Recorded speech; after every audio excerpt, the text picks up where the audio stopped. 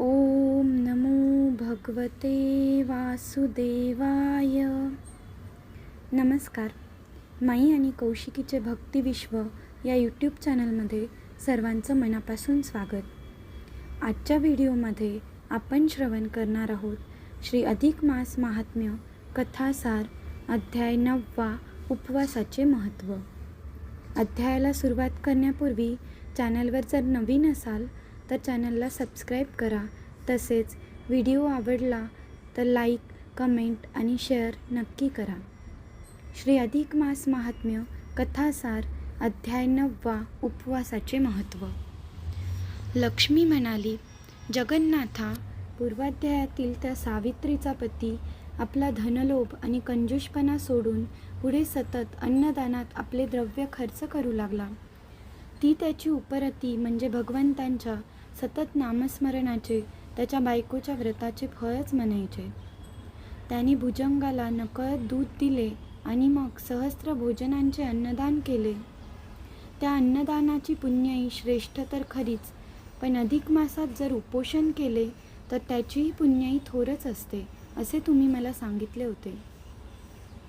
तर अशा उपवासाच्या पुण्याईबद्दलची एखादी कथा मला सांगावी.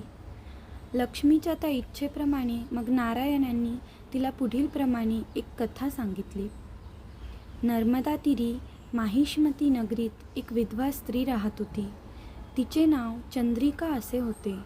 वैधव्य दशा प्राप्त झाल्यावर अधिक मासात ती स्नानदान आणि व्रत नियम यथाशक्ती करायची. पण एका अधिक मासात तिने महिनाभर संपूर्ण कडक उपवासाचे व्रतनियम पाळले.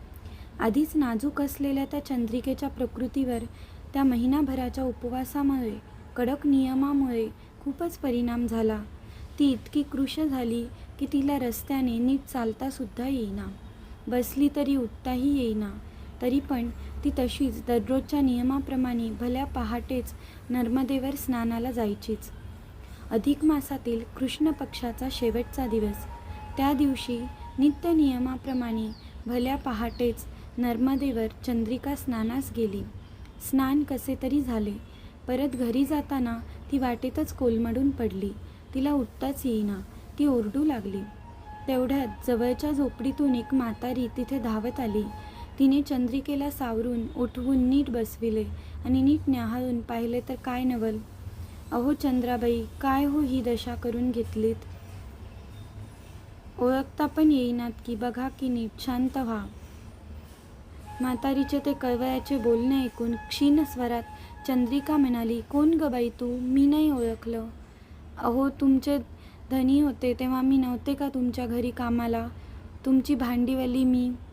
म्हातारीने ती ओळख देतात चंद्रिकेचे डोळे उघडले. गहीवरून ती म्हातारीच्या गळ्यात हात घालून कणत कणत म्हणाली, आता ओळखलं बरं. जया, किती ग म्हातारी झालीस तू? आणि काय ही तुझी दशा, काय हा अवतार? माझं राहू द्या, पण आधी तुमचं सांगा. हे तुम्हाला अकाली आलेलं अवकळ म्हातारपण कशापायी बरं?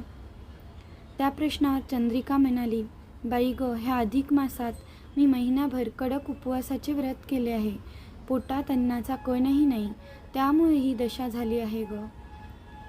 कशाला एवढं कडक व्रत करायचं? चला उठा बरं, माझ्या झोपडीत चला. जरासा भाकर तुकडा खा, पाणी प्या, उपास सोडा. ऐका माझं. जयाच्या त्या बोलण्यावर चंद्रिका उठून म्हणाली, नाही नाही जयाबाई, मी व्रताचा भंग करणार नाही. काय वाटेल ते होऊ दे. मी काही खाल्लं तर माझे उपवास व्रताचे पुण्य लयाला जाईल. तुमचं ते पुण्य लयाला जायच्याऐवजी मला जयाला द्या, तेवढंच पुण्य माझ्या तरी पदरी पडल. सारी पंचायतच चंद्राबाई, हे तुमचं उपवासाचं थोडं तरी पुण्य मला आज द्याच. त्याच्यामुळं माझा उद्धार होईल. आज ते मोठं पुण्य लाभेल बघा. जयाची ती विनंती ऐकून चंद्रिका गोंधळली. त्यावेळी घडलेला अनपेक्षित प्रकार, त्या पूर्वीच्या मोलकरीणबाईची ही आगळीच मागणी आणि हा अधिक मास, ही सर्व त्या भगवान पुरुषोत्तमाचीच इच्छा दिसते. त्याशिवाय ही अशी घटना घडलीच नसती, असा विचार चंद्रिकेच्या मनात आला. तिला जयाची दयाही आली आणि मग तिने झटकन निर्णय घेतला. भरून आणलेल्या झारीतील नर्मदेचे पवित्र पाणी हाती घेऊन ती जयाला म्हणाली, मी अधिक मासात जे उपवासाचे व्रत केले आहे त्यातील फक्त 1 दिवसाच्या उपवासाचे पुण्य तुम्हाला दान देत आहे.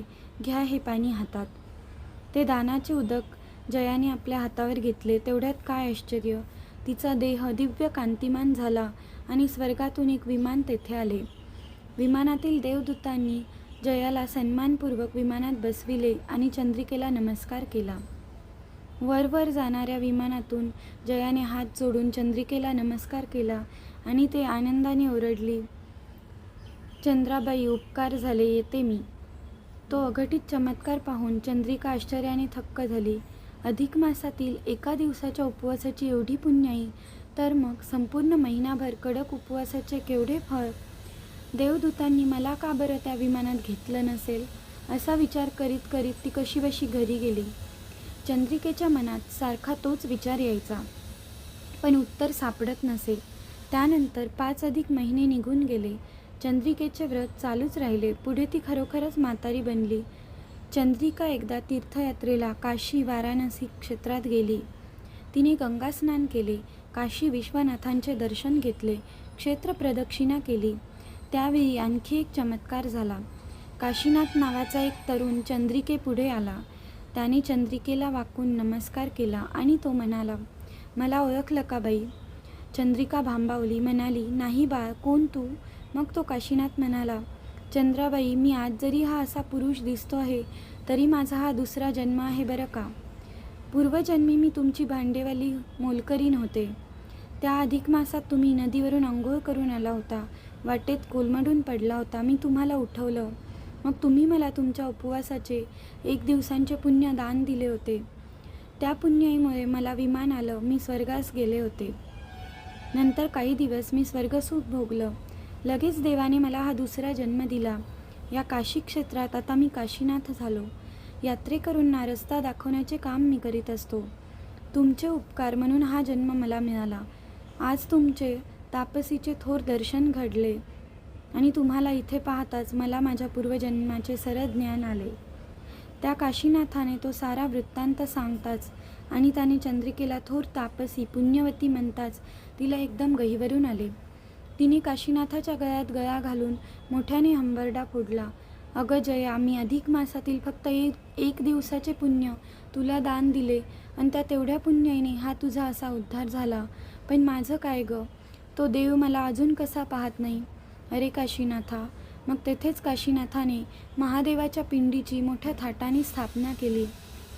मंदिर बांधले. मरेपर्यंत तो त्या चंद्रेश्वराचे दर्शन दररोज नित्य नेमाने घेत राहिला.